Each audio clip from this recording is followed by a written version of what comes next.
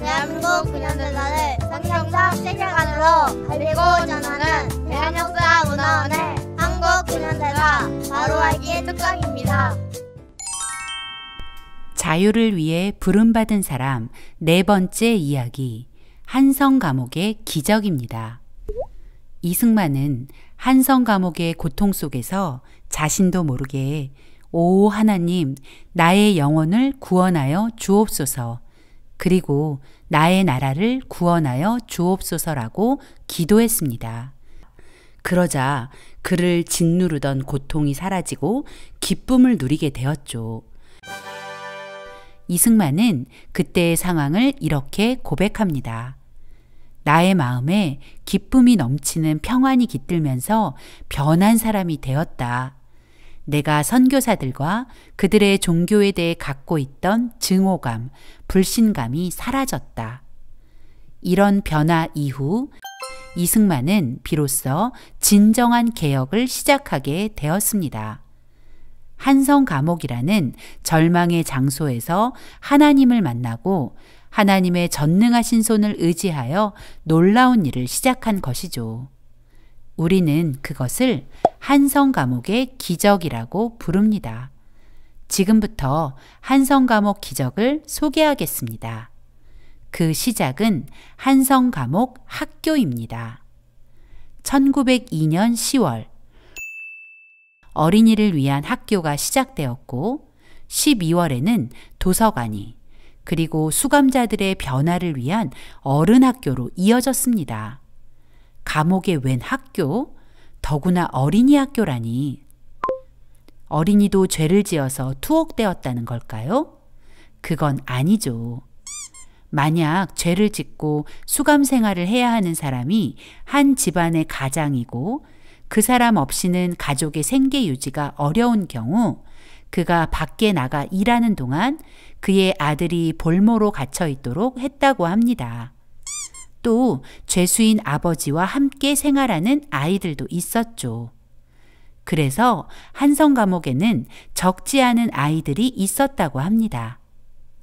이승만은 그 아이들을 위해 한성 감옥에 학교를 만들고 성경, 국어, 영어, 역사, 세계사를 가르치기 시작했습니다. 이승만이 기독교 입국론을 주장하며 강조한 것이 모든 백성이 깨달아 알아야 한다는 것이었는데 이승만은 이미 한성 감옥에서 백성들을 깨우치는 그 일, 즉 학교를 시작한 것입니다. 이승만은 어린이들만 교육한 것이 아니었고 함께 수감 생활하던 동료 죄수들을 계몽하는 일도 시작했습니다. 지금의 생각으로는 그랬구나라고 쉽게 생각할 수 있지만 이승만의 동료 죄수 대부분이 잡범과 무레배들이었다는 것을 생각해 보면 그들을 가르친다는 것이 결코 쉬운 일이 아니었을 것이고 이승만의 교육에 대한 의지가 얼마나 결연했는지 짐작하게 합니다. 한성 감옥 학교는 지식을 전달함과 동시에 복음으로 죄수들의 변화를 이끌어내려는 이승만의 전략이 숨어 있었습니다. 감옥이라는 고통의 공간에서 사람들에게 유익한 도움을 제공하면서 동시에 거부감 없이 복음을 받아들일 수 있도록 작전을 세운 것이죠. 선교사들은 이승만의 이 놀라운 계획을 당연히 적극 지지하였고 감옥으로 많은 책을 들여보내주어 1902년 12월 한성 감옥에 도서관을 만들게 되었습니다. 학교를 열고 도서관을 만든다는 것은 이승만 혼자 계획한다고 되는 일이 아니었습니다. 이 모든 일은 하나님의 계획이었죠. 이승만은 이 일이 자신의 능력으로 된 것이 아니라 오직 하나님의 인도하심이라고 고백합니다. 1903년 5월호 신학월보에 실린 그의 글을 잠깐 볼까요? 하나님의 거룩하신 뜻으로 세상 죄인들을 감화시키는 교가 아니면 불소한 재정으로 서적치를 졸지에 실시할 수 없었을지라. 이것이 나의 이른바 하나님의 은혜를 감사함이니 이 깨달음과 감사함으로 여일이 힘쓰면 오늘 심는 겨자씨에서 가지가 생겨 공중에 나는 새가 깃들이게 될 줄을 믿겠나이다. 이승만의 고백처럼 이 모든 일은 하나님의 은혜였습니다. 하나님께서는 이미 그의 생각과 계획에 앞서 행하시며 그를 도울 사람까지 준비하셨죠. 한성감옥 도서관에는 기독교 신앙서적과 역사, 법률, 외교 및 시사 관련 서적, 그리고 문학까지 약 523권의 서적을 소장하고 있었다고 합니다. 500여 권이 뭐 그리 많은 책인가 싶겠지만 그 당시 왕실 도서관인 지복제보다 더 많은 책을 보유하고 있었다는 것에 주목하면 당시로서는 엄청난 규모의 도서관이었던 것입니다. 더구나 감옥에 그 도서관이 있었다니 그야말로 기적 아닐까요? 이승만은 예수님을 영접한 후 한성 감옥의 복음 전도자가 되었습니다. 그는 회심한 후 매일 성경을 읽었는데 언제부터인가는 아주 큰 소리로 온 감옥이 다 듣도록 성경을 읽었다고 합니다. 이유는 함께 수감된 죄수들을 전도할 목적이었죠. 놀랍게도 죄수들은 성경 읽는 소리를 싫어하지 않았고 더구나 성경 읽는 것을 저지해야 하는 간수들마저도 성경 이야기에 빠져들곤 했다고 합니다. 그런 노력으로 함께 수감된 양반들 40명이 예수님을 믿게 되었습니다. 조선에서 한 번에 40명이나 되는 양반이 복음을 듣고 구원받게 된 것은 전에 없던 놀라운 일이었죠. 그 양반 중 여럿이 장차 기독교계의 지도자 그리고 대한민국 건국의 아버지들이 된다는 사실. 하나님의 계획은 이렇게 정확하고 치밀하게 진행되고 있었습니다. 1902년 9월 콜레라가 대한제국을 휩쓸었습니다. 전국적으로 2만 3천여 명이 콜레라로 목숨을 잃었죠. 한성 감옥도 예외는 아니었고 한성 감옥에 콜레라 환자가 발생하고 4, 5일 만에 60여 명이 사망할 만큼 위기의 상황이었죠. 이승만은 에비슨 선교사에게 콜레라를 치료할 의약품을 부탁했고 에비슨 선교사는 한성 감옥 죄수들을 위해 의약품을 공급해 주었습니다.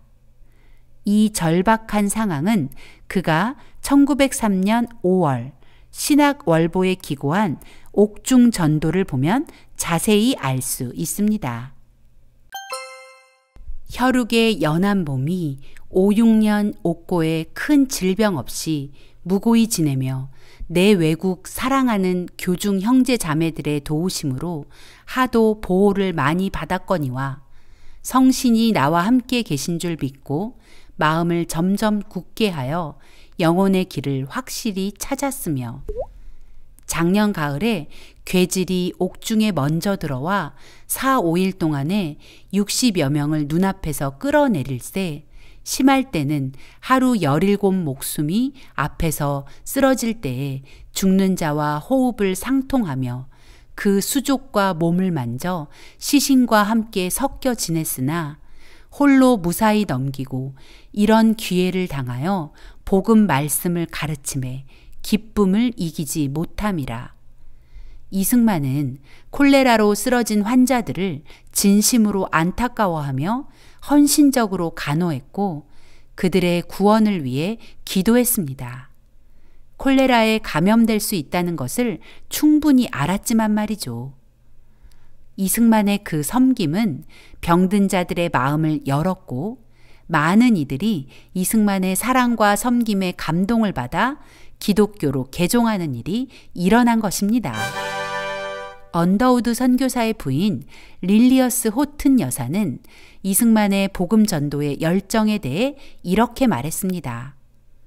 이승만이라는 청년은 성경에 감격하여 동료 죄수들에게 복음을 열광적으로 전파했다. 이승만은 예수님 믿고 완전히 달라졌습니다. 한성 감옥에 수감된 직후 죽음의 공포 때문에 두려워하던 그가 이제는 예수님의 사랑으로 사람들을 돌보고 자유의 복음을 전하는 일에는 죽음도 두려워하지 않는 사람이 된 것입니다. 한성 감옥에는 날마다 더 놀라운 일이 일어났습니다. 한성 감옥을 복당이라고 부르게 된 것입니다. 복당이 무엇인가요? 복이 있는 집, 복이 넘치는 집이라는 뜻입니다. 어떻게 감옥이 고통스러운 그곳이 복이 넘치는 곳이 되었을까요? 그 이유는 한성 감옥에서 하나님을 향한 예배가 드려졌기 때문입니다. 이승만의 구원은 이승만에게만 머물러 있지 않았고 이승만을 통해 한성 감옥에 자유가 선포되고 그 선포된 자유는 더 많은 사람을 자유롭게 했습니다. 그리고 자유를 선물 받은 이들은 하나님을 예배하는 거룩한 성도가 되었고 이제 그들은 거룩한 국민이 되는 것이죠. 잠시 이승만의 기록을 살펴볼까요? 이 이야기의 가장 고무적인 부분은 예수가 다른 사람들의 구원을 위해 자신의 생명을 저버린 데 있다. 어두운 감방 안에서 일부 죄수들은 죽음의 시간을 고통스럽게 기다리고 있었고 어떤 자들은 교수대로 끌려갔고 또 다른 이들은 마치 사탄 자신이 영원히 옥자에서 군림하고 있는 듯 희망의 빗줄기라고는 하나도 없이 끝없이 고통받고 있었다. 그런 시간과 그런 상황에서 우리 각자는 예수가 다른 사람들의 구원을 위해 고통을 받았다고 믿었고 예수가 당한 무고와 불의는 너무나 현실적이고 참된 것이어서 우리 각자가 이상스럽게도 가슴이 뜨거워지는 것을 경험하였다. 구원의 놀라운 은혜를 경험한 이승만과 그의 동지들은 성령 세례를 경험했습니다. 성령님께서 그 사람들 가운데 충만하게 임재하시니 찬송가의 한 소절처럼 주 예수와 동행하니 그 어디나 하늘나라 이런 놀라운 변화가 일어난 것입니다. 인생의 목적이 바뀌는 순간이었죠. 그렇게 이승만과 그의 동지들은 어떤 상황에서도 물러서지 않은 용사들이 되어가는 중이었습니다. 게일 선교사는 한성 감옥에서의 이 놀라운 기적을 1909년 출간한 전환기의 조선이라는 책에 이렇게 적었습니다. 벙커 목사 부부가 정기적으로 방문했던 이들의 감옥은 처음에는 진리 탐구의 방으로 시작하여 다음에는 기도의 집이 되고 그 다음에는 예배당으로 바뀌었다가 급기야 신학당이 되었다. 이 과정을 끝내자 하나님께서는 이들을 모두 감옥에서 내보내어 사역토록 하셨다. 그들은 높은 사회적 지위와 정치적 영향력, 그리고 우수한 한문 실력 때문에 이 나라 수도의 기독교계에서 최초의 지도자가 되었다. 한성 감옥의 기적을 너무나 정확하게 요약해준 문장입니다. 한성 감옥은 이승만과 그의 동지들에게 고난을 가장한 신병 훈련소였습니다. 그곳에서 하나님의 자녀라는 사실을 깨달은 그들은 진리이신 예수님을 더 알기 원했습니다. 그리고 그들은 자신의 힘이 아닌 하나님의 도우심을 구하는 기도의 사람들이 되었죠. 이제 그들은 인생의 목적을 하나님의 영광으로 바로잡았습니다. 그리고 하나님이 자신들을 부르신 목적을 깨닫게 되었습니다.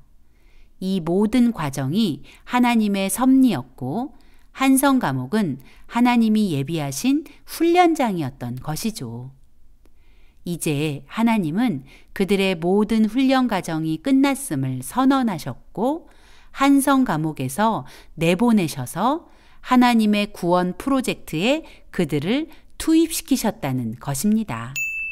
드디어 1904년 8월 7일 수감된 지 5년 7개월, 햇수로 7년 만에 이승만은 하나님이 열어주신 한성 감옥의 문을 걸어 나왔습니다.